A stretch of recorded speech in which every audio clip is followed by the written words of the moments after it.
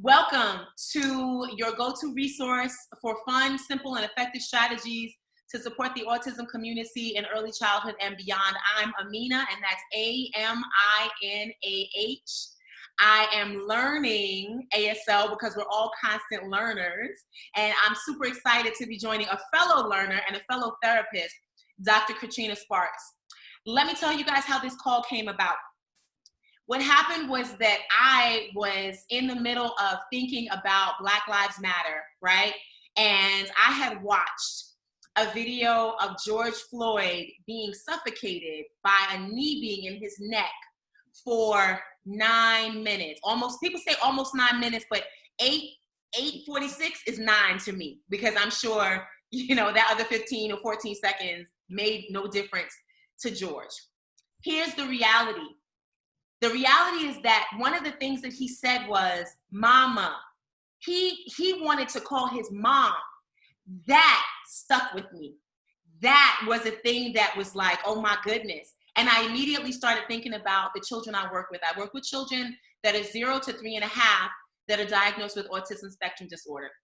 And so what that means is that I get to work with the most precious individuals in the world. And one of the first things that most, if not all parents, I would say 90% of parents say to me is, I want my child to be able to communicate if someone is hurting them.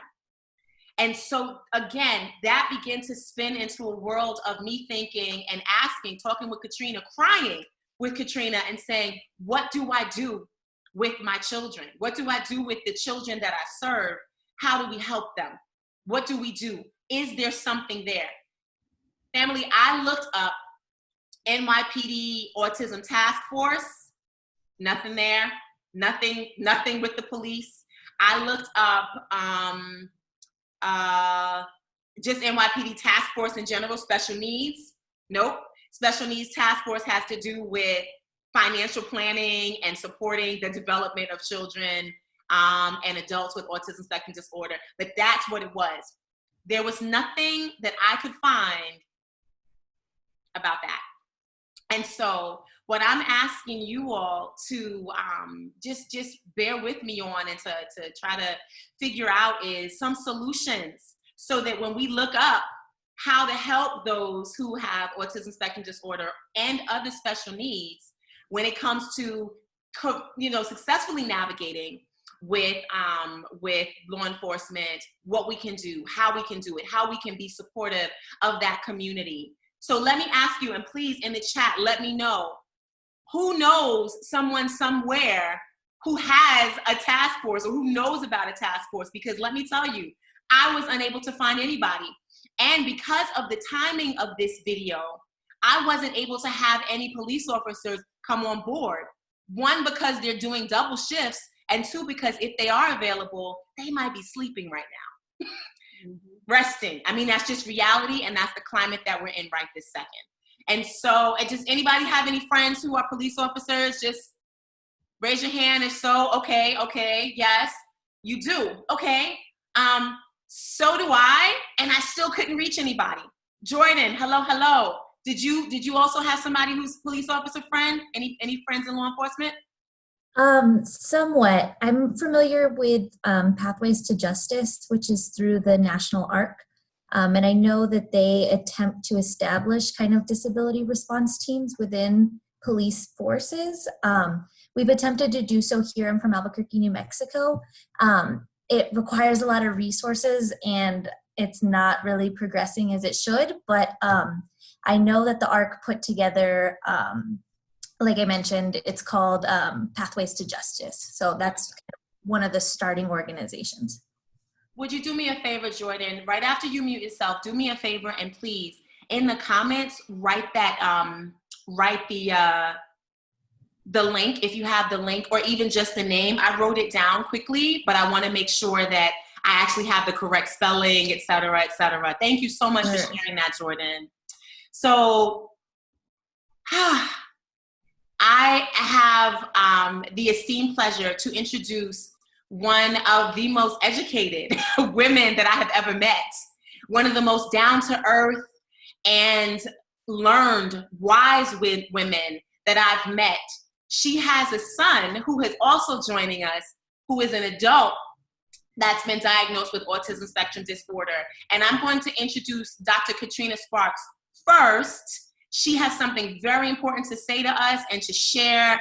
And Katrina, I'd ask that you would introduce yourself, and then we're going to hear from TJ very shortly thereafter. Okay. Good evening, everyone. My name is Dr. Katrina Sparks. I have been in the field of special education. I'm an educator. I'm also a therapist. My background is, I started off as a speech pathologist. I'm going to school at the time. During the time I was finishing up my undergrad work, and I believe TJ at the time was 4 years old when we received the diagnosis that he was diagnosed with autism.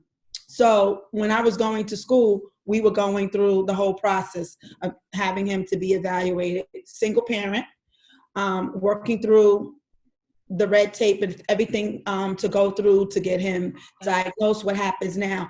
And autism, of course, has been around for years and years. And the early cases of autism, if anyone is familiar with it, mothers were called refrigerated moms. It was linked to moms being cold to their children and not being loving, and that was the reason why so many children were diagnosed with autism. And at that time, in the early parts of that time, a lot were put into mental institutions.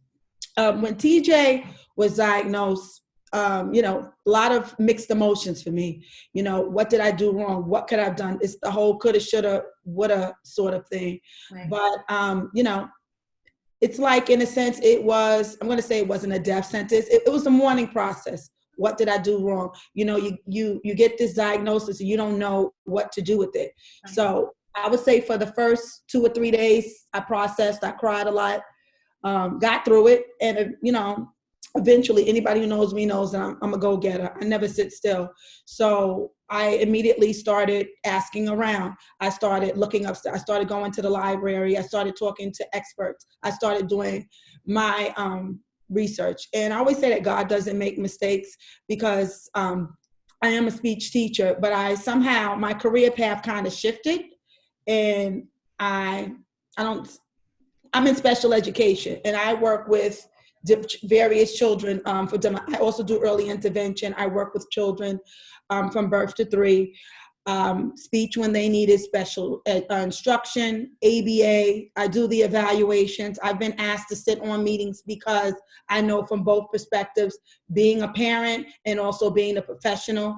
And they always call me in on meetings because they said I'm more easy to talk to because I'm on both sides, as opposed to they're looking for the parent side.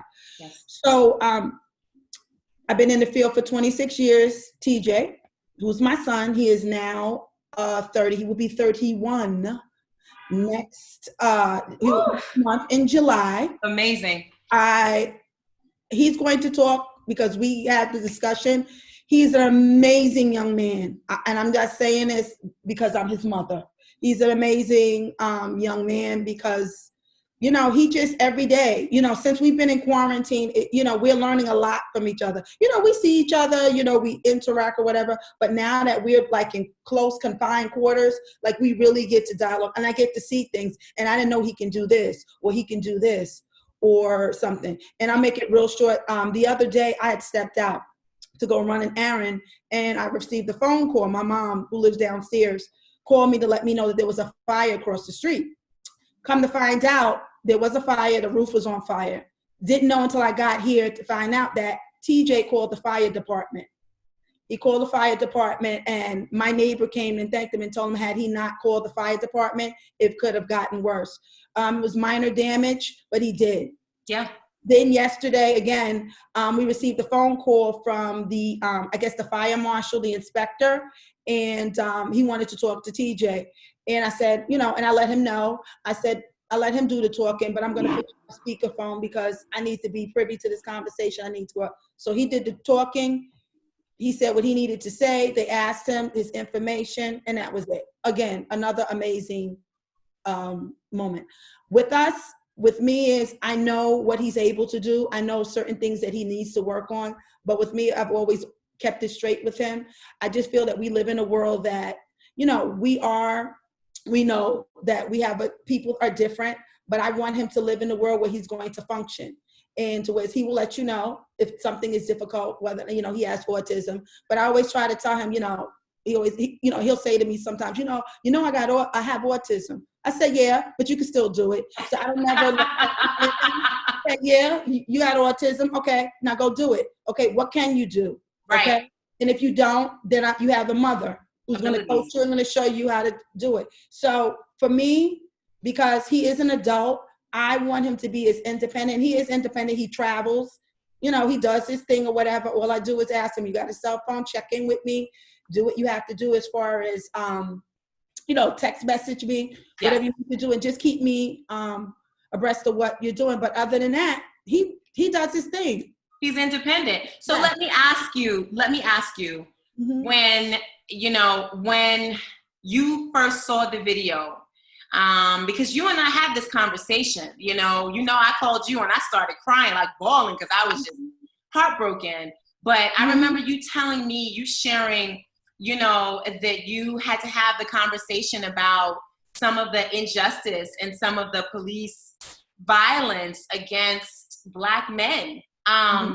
You know, what was your response to having a conversation, or to needing to initiate that conversation with your child? I mean, yes, TJ, you are an adult. Absolutely, you are an adult. But because you're your mommy's baby, you'll always be her child, right? So what was something that was, you know, what did you deal with? What were you thinking on? Because I remember we started talking about solutions, and we're going to come to solutions, but I want to hear, you know, just a quick minute of that. And then I want to hear from TJ and what he was feeling. For me, I think I always look at media. When I look at media, I'm always in the morning, you know, when I wake up in the morning, I'm very particular about what channel I watch. All news is not the same. So when this happened, I knew I wanted to find out the full story. So for me, I immediately went to CNN, because CNN is like 24 hours, you know, and you get the full story. Okay. So for me to have that prior to having that conversation, I needed to watch it. And for me, I needed to process that. And when I processed it, you know, a lot of mixed emotions. You get emotional, you get scared, you get angry. You try not to visualize, and you could say to yourself, you know, that could easily be my son. Right. So before we had that conversation, I needed to process it myself and say, well, what was I going to say? And what were we going to talk about? And what I did was that morning we got up, you know, breakfast, you know, we have different breakfasts here. I'll eat cereal. You know, he likes hot food. And one thing anybody knows about TJ can eat. So during this quarantine, the refrigerator is stacked. We got food.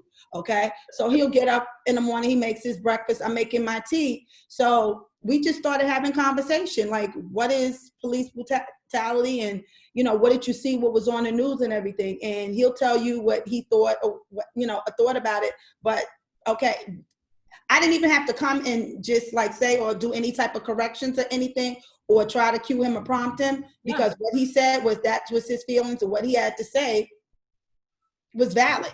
It was his feelings.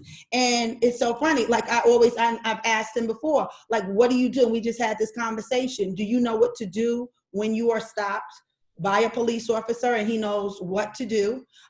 He has been stopped, but the reason why he was stopped was because I think this particular day he was going through the turnstile. Something was wrong with, he always keeps his Metro card. Something had happened and the door was open, and I guess he went through the door. This is the story he told me. And I guess he was stopped by the officer. And TJ's polite, you know, and the officer, you know, he was, thank God, he was nice and he was professional. But, you know, he said, yeah, you know, TJ always answers, yes, sir. No, ma'am, good evening. You know, because I taught him well. Of course you did. He, you know, he knows to make eye contact. He knows to show your ID.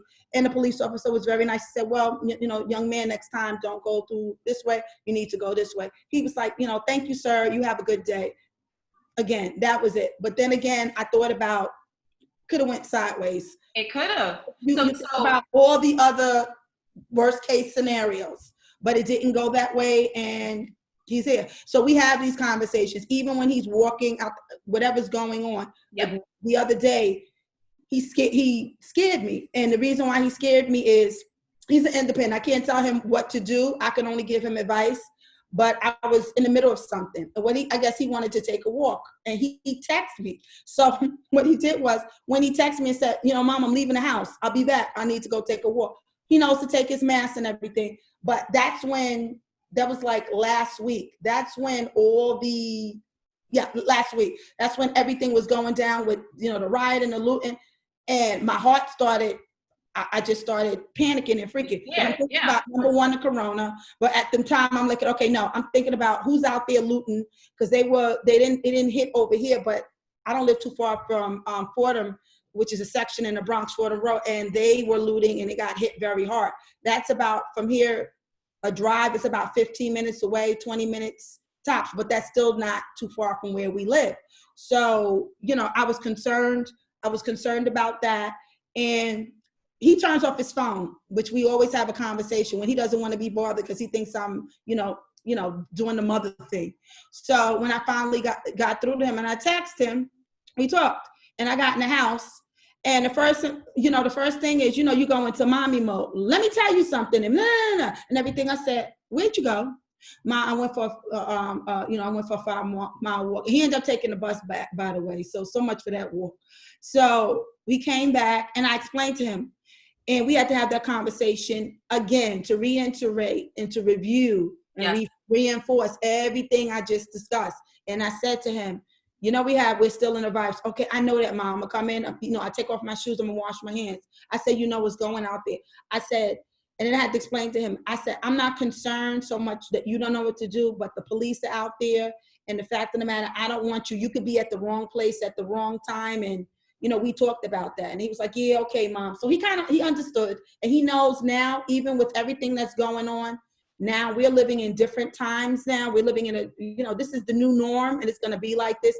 Things will definitely never be the same again, but he knows he's going to have the mask. We'd have the conversation about that. He has like about 3 or 4 of them. You can pick your color or, what design you want, because everybody has a mask. You gotta wear it. And we have sanitized. Gotta wear it. He keeps sanitized anyway because he doesn't like his hands to get dirty. That's a part of being on the spectrum as far as anything on the hands. But we had those conversations. So I'm not. So he knows now. Just again, every day it's a conversation. We just basically keep the lines of communication open. Like what's today? Did you see this today? What do you think? What do you think it is? So we have conversations like that. And so with that, Katrina, thank you, first of all, for all of that, because all of that is relevant. And that's like, sometimes we don't get to know the ins and outs of a parent with an adult, supporting an adult that's diagnosed with autism spectrum disorder. So I appreciate that. I'm anxious to hear from TJ. TJ, when you saw another Black man being hurt by the police, what did you feel? What did you feel? After a white officer who murdered an innocent Black guy with his knee. How did you feel? I feel disgusted, because that's why 4 officers and a white guy have been arrested, and they're gonna end up in jail for 40 years. That's good for them. But how do you feel about that? Like, how do you feel, like, emotionally? How do you feel? Like, we don't ever, I think, it's a sad situation, but how do you feel?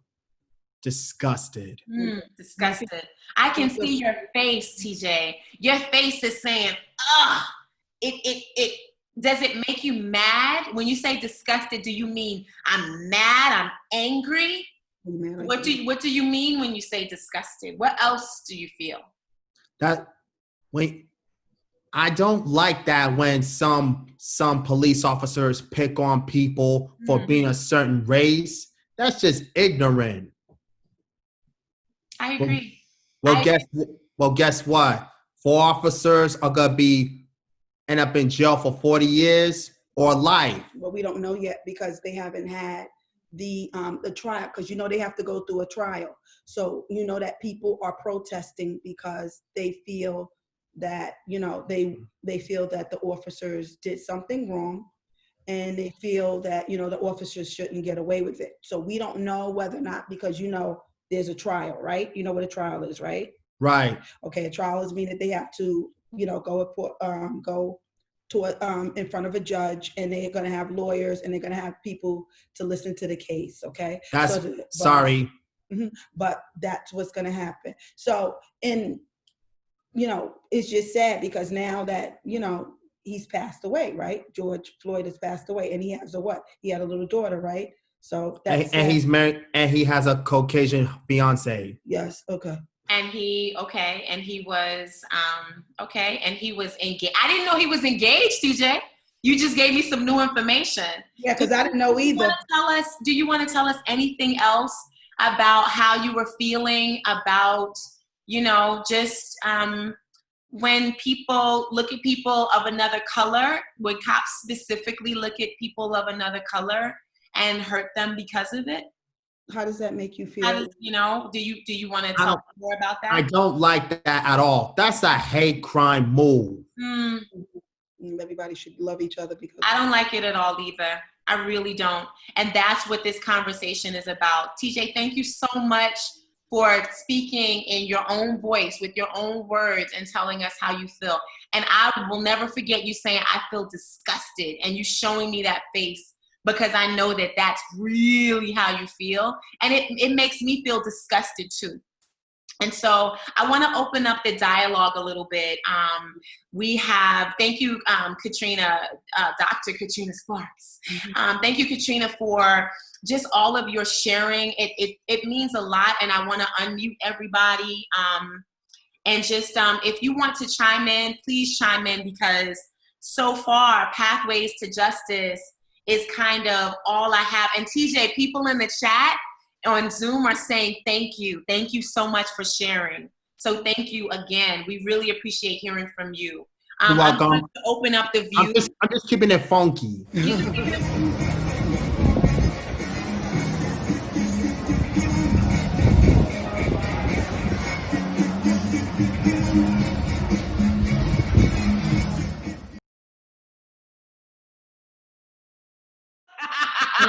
Keeping it funky means keeping it real. Yes, TJ. Yes. Okay. So, what I love about what TJ just did is he brought some lightness to this really heavy topic. I'm gonna be honest with you all. I have cried over this daily. I am a Black woman. I've always identified with Black humanity. And one of the things that hurts me about this is that it felt like his humanity was taken. I'm not here to judge who he was, what his character was, whether or not he was high, but I don't care about any of that. The fact that he was murdered, he was not given due process, is my issue. And then it shines a light on a bigger issue. And when I think about the folks who might not be as articulate as TJ is, who will grow up and they may have to pause, they may be still processing, wait, stop, hands against the car, hands against the wall. And if an officer is not properly trained, they may not know, oh, okay, this person needs some extra support. They may not even understand that they committed a crime or were about to commit a crime. So it's a heavy place to be. But because of the fact that it was weighing so heavily on me, and I work with children 0 to 3.5, so I'm thinking of them in 11, 12, 13, 14 years. I know I have an incredible, I specifically asked for some people to be on this call, 2 of which are absolutely here. One of which is Tia, and she is outspoken, and she is doing some things in order to advocate for more services and support for those with special needs, just like I am. Tia, I want to hear a little bit about how this struck you, and if in that, quick minute or so blurb, you would be able to let us know what partnerships there might be. Tarsha, I'm coming to you next. Hi, everyone. Hello. So my son is currently 3, and he is on the autism spectrum. For me personally, how this triggered was, I see it from both sides. I have family that are police officers, and being a mom, I think about how my child growing up is going to have to interact with police officers. And this struck a different chord because it struck the chord of tired. We've seen this before. It's repetitive. Yes. And it's like no one's moving for change. And I'm really praying that going forward that we actually get the change needed and necessary. One of the things that Amina's talking about that I've been working with is I've had the privilege of sitting with a couple of the board leaders from the health department and really trying to push and make sure that areas such as the Bronx, Harlem, and Brooklyn children are getting services that they need and at an earlier age. What I've noticed is a lot of kids are coming into the early intervention program sometimes a little too late when they could have had services early on. And really trying to educate parents to say, your physician, yes, they are physicians, but understand that the physician is there to do one thing and one thing only. They do not understand the importance, and if they're in private practice, they're not going to provide you with the resources necessary. So I've been trying to work with the partnership of early intervention and the health department and making sure that people know that the services exist. Because the one thing I realize is people don't realize there are services provided. They are free. Well, they are no cost to you. And there are guidelines and a lot of people meet them. So I've just really been trying, and my focus have been getting more kids processed through early on so that they can have the services needed. So going forward, it's not a too late, or maybe if we would have caught this earlier. And a lot of that stems from also having conversations with physicians of why, when you guys notice these things, you're not also informing parents that there are services available to them. Indeed. So go ahead. I see she has something she want to say. Who? Me? Katrina. Oh, okay. Trina, I'm going to ask you to just let Tia finish out, and Tia, just complete. Yeah, so that's what I've been working on, and the reason also is medical ID bracelets. I know we may not want them for our children. I understand that, some parents don't want their kids to be stigmatized by it. Unfortunately, we live in a society that it is necessary at this point. People need to know, as well as the education of officers, but education of people altogether. Yes. I don't feel like this is a one-part conversation. It's multi-layers, and we got to peel it back like an onion, because we're asking our kids to adapt to society. But why are we not also asking a society to adapt to our kids? It has to be a two-way street. Agreed. Agreed. Thank you, Tia. You're welcome. I'm brother from Ghana. Brother from Ghana. Yes, sir. Yes. Actually, I'm sorry, sir. Katrina actually had a quick thought, and I want to make sure that I honor that she had a quick thought. No problem at all. No problem. Thank you so much. I appreciate that, Brad. So I just wanted to interject what Tia had said. What you said is correct, but parents also need to be educated. There's a difference between a pediatrician and a developmental pediatrician. There are two different types. Different things. Everyone doesn't know that. A lot of pediatricians, they go by a scale. At this age, you should be doing this, you should be doing this. A developmental pediatrician can break down and knows exactly what to look for in the child that they suspect that has developmental delays. That's all I want to say. Sorry. Very great point. And to Tia's point as well, that's one of the bracelets were something that Katrina and I were talking about Sunday. That very thing, something inconspicuous, but that the trained professional can look. And I was saying something like, put a puzzle piece on there. Most people know universally what a puzzle piece means. At least if you're in the field, you know what a puzzle piece means. It means you love somebody with autism, or you potentially have a diagnosis of that. And so, Frat, please tell me your name from Ghana. It's Anthony. Hi, Anthony. How are you? Good. Thank you for joining us. All right. Well, the thing here about the bracelets that you guys were talking about is that I've got a couple of people that I'm working with, whereas we could incorporate something like that in one of those sports watches. the fitness watches that we're wearing. So these kids here would not be stigmatized. But if they have that type of watch on, when they get into a situation like that, it can be shown how to push that button to show that I am autistic, or I am this, or I am that. Wow. I think that would be something that will make that whole thing go away, because we are getting up here where we have to use technology to our advantage in this. And this is something that, like I said, I'm working with a group of small investors here and there, not here in America, but also in Ghana, because in Ghana, a lot of these kids who are autistic or have any type of deformities, whatever you want to call it, are stigmatized. Are usually put somewhere else Right. instead of integrating society. Right. We're working on that right now with the government and everything else to try to help to change that. And we made some inroads within the last 4 or 5 years, to get the government to recognize these this particular area, that they are individuals, they are human beings just like all of us. Absolutely. But they might be more special than we. They may be more human beings than we are. We think we are the normal ones, but we are not the normal ones in this case here. So this is what I just want to bring forth to you here. I'm glad you mentioned about the bracelet, that we are looking into that to try to make something like that happen. I would love to hear more. Let me ask you a question. Are you U.S. based now? Yes, I'm U.S. based. One of the things which we did here was we, with my help and a few other brothers, we started a Ghana Sigma chapter in Ghana.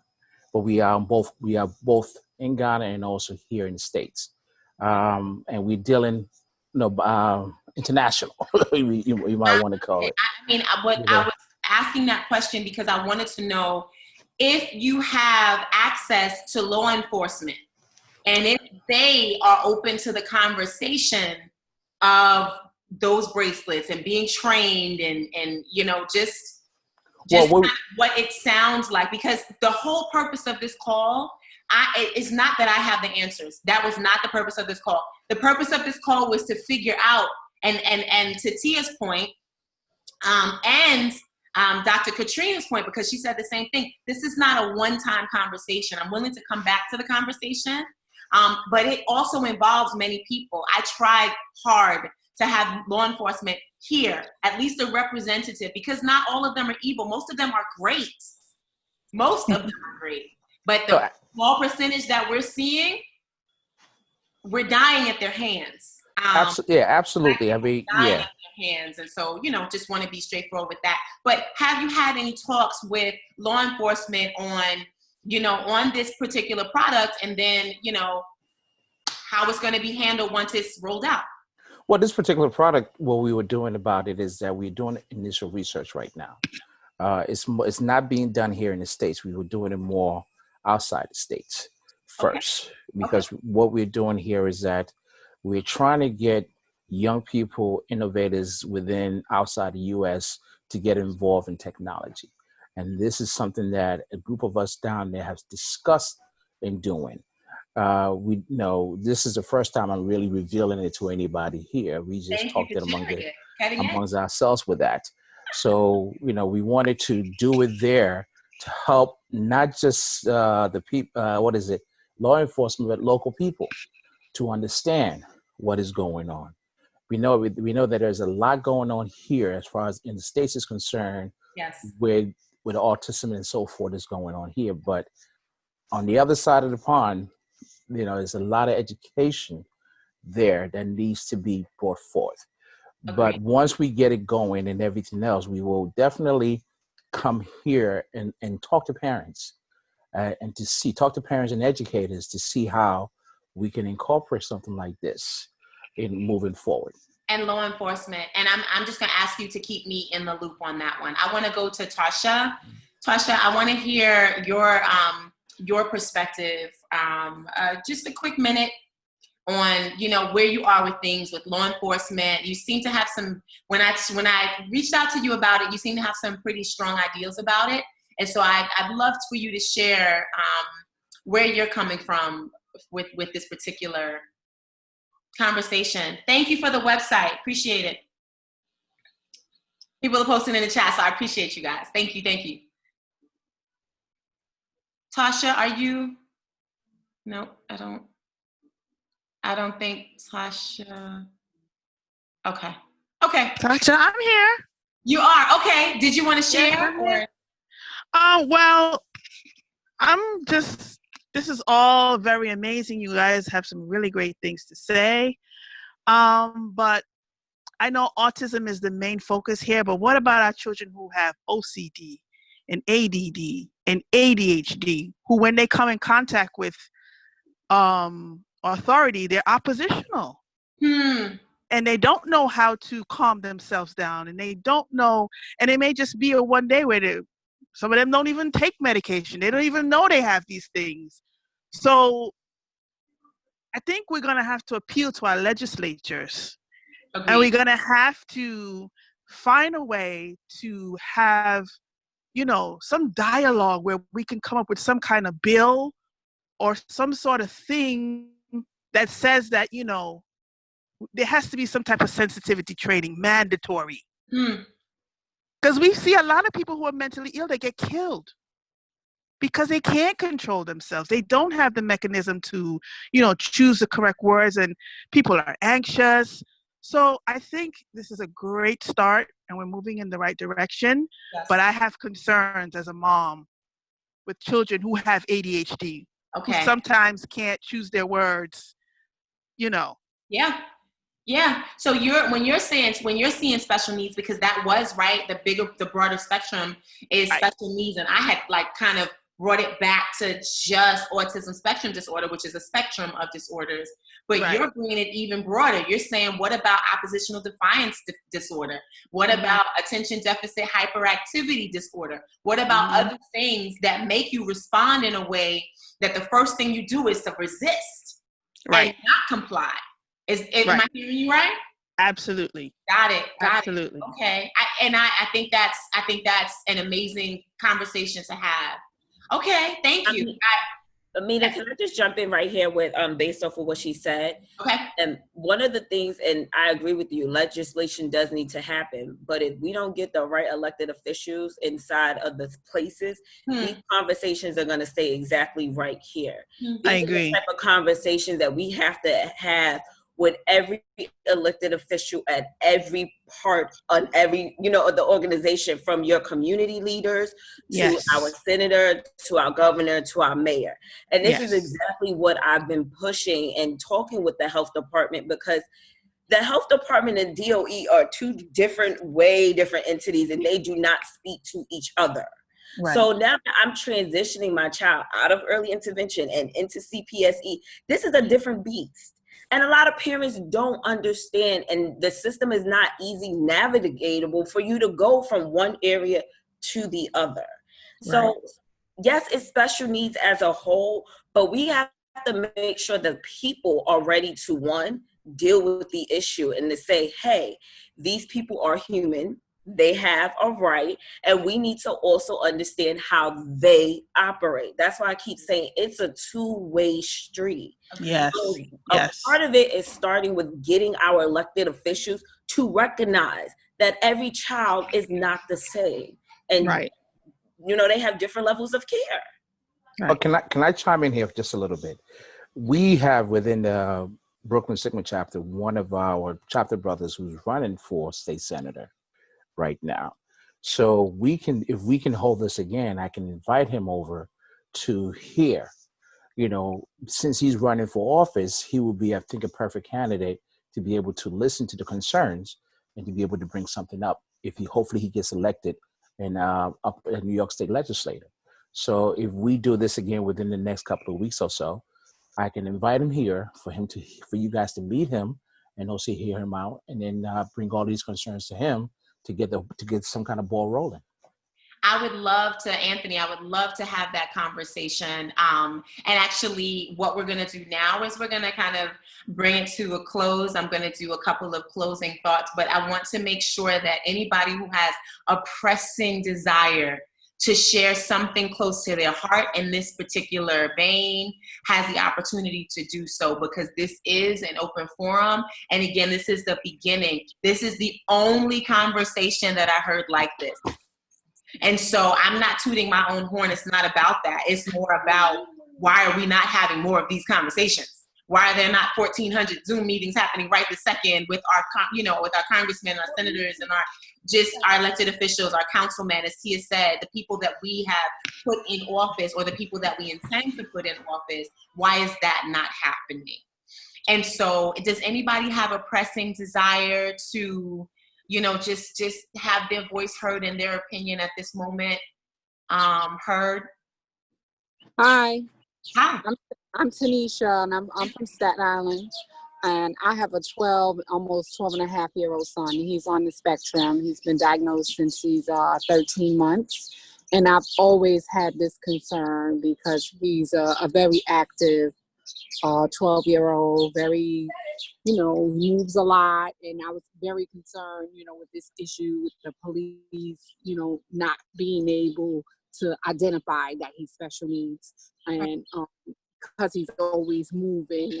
He's one that always has something in his hand, and being so fearful that they would think that this was a weapon or something, and them not being able to stop and explore what is this. So I'm so grateful that we're here talking about ways to kind of be able to get them to understand that these people are out here, and they may not be able to stop and understand your cues of being able to assist them, because they won't be able to explain, hi, I have a problem, please don't hurt me. So I'm glad we're trying to come up with ways to get the police to be educated that these kids or adults are out here and may not be able to understand your cues, so they won't be harmed. So hopefully, we would be able to come up with something so they would be, unharmed, because I don't want another person to be laid out in the street the way this brother was laid out 2 weeks ago, and definitely not one of our babies. You said a mouthful. Yes. You're in an interesting space, because you're exactly where, or just maybe a couple of years before, where I was looking toward for the children that I serve right now. Like, I was like, oh my gosh. And when they become teenagers, what do we do? Yeah. What do we do? Because the social cues may or may not be there. They may not look like there is a challenge, right? I don't think my babies just need some extra help. I don't look at it as a disability per se, but because there's funding attached to that and other things attached to that, I call a spade when it is. I say it's a diagnosis, but I look at the child as a human being first. Right. Any of my clients, that's exactly how I target things. So thank you so much, Tanisha, for actually speaking up and saying that, because you're at that critical point, right? I'm so grateful that we started this conversation. Anthony, thank you for putting out there too, that there's an option that, we can come back to here. We can come back here. And I want to hear more stories. I want to know what's going on. I want to know what connections you guys have had. And more than that, I want for those in law enforcement to be here. And that could mean correction officers, not just police officers. Yes, the focus is police officers and keeping our kids safe, but the focus in general needs to be law enforcement as well as legislators. Tia, you brought up a really poignant point. We're going to be voting in New York shortly. And I want to make sure that we have the ear and the support of our elected officials, if that makes sense to you guys. So we're going to... I'm just going to say thank you so much to everybody who joined. I know that several people could not join. If you're watching the rebroadcast of this, thank you for being present. And if you know anything, please be clear about just noting in the comments who we could reach out to, where there might be resources for folks in London, where there might be resources for folks in Kenya, where there might be resources for folks in Guatemala. Like, I want to know. The University of New Mexico is present here, and I'm excited. We've heard from several people in different places. So many people ask me, what's the time zone? So if you're watching from a time zone other than the Eastern Standard Time Zone, which is for New York, specifically. I want to know from you what resources you have, what you know about, and please, please, please, as you watch the replay of this on Amina Mosley's channel, which is my channel, AMINAH, Mosley, MOSLEY, I want to hear from you. I want to know, is this even on the radar of your elected officials? Does it make any sense for you? Are you saying that's not my issue? Or are you saying this really is my issue? How do we get the community board to, you know, have this be a conversation? How do we bring elected officials? How do we get other people's attention? Let me tell you all something. I have some powerhouses on this call right now, two of which are Katrina and another is Atia. Anthony, another powerhouse. I don't want to call out folks' names. You know, this call is a smaller call, but I know because I've seen these people in action. And so I'm excited about what's to come. Let's keep having the conversation. Thank you all for being present with me. Have a wonderful, wonderful Monday, and I will see you all in the next meeting. Let me ask you before I go, does it make sense to come back to this conversation in Absolutely. 2 weeks? I was saying about a week, because if we wait too long, it gets lost. It gets lost. Shuffle. You know, it gets lost. But in about a week, we all should do some kind of research, whatever, and then come back to the table with whatever resources that we found or whatever other things that we found, you know, so to keep the conversation going. Because right now we are at a pivotal point where we have elected officials whose ears are open. So we need to get to them. Okay. And the nation is watching. So we also need to get to them also to let them know it's not just about police brutality. And it's not also, a just today conversation. That's right. Absolutely. Absolutely. So before we jump off, I just want to know, because Katrina, she just said she's right off of the Fordham area. And I just trying to figure out what districts are people currently in that live in New York City, because it's important to know who your elected officials are, who's running the race. And I think that's also one of the biggest problems. You got to know what platform, you know, they stand for. Because a lot of people say, oh, yeah, we got you. But we really need to make sure and hold them accountable that they have us. So does anyone in the New York City area know what districts they're in, so I can bring back information on that? Well, the frat brother he's running out of Brooklyn. Within the Canarsie area, if I'm correct. Okay, I know the district. Yeah, his last name is Allen, if I'm correct. I don't have his full name right here. Okay. Karan Allen, that's right, Karan Allen. He's running for state senator seat out of Brooklyn. Okay. Yeah. And if for whatever reason you need to look your district up, thank you, Tia, for bringing that to the forefront. If you need to look your district up, you can go ahead and look that up and just bring that information back to us next week. Okay. And I'm sure that Tia would be willing to also, you know, have it be a continual conversation at that point as well. Thank you all for being present. We're going to come back to this. I may keep it at the same Zoom room, and if I can keep the Zoom room open, then I'll do that. If not, I will post on the same platforms that I've been posting on, so you'll look out for that particular thing.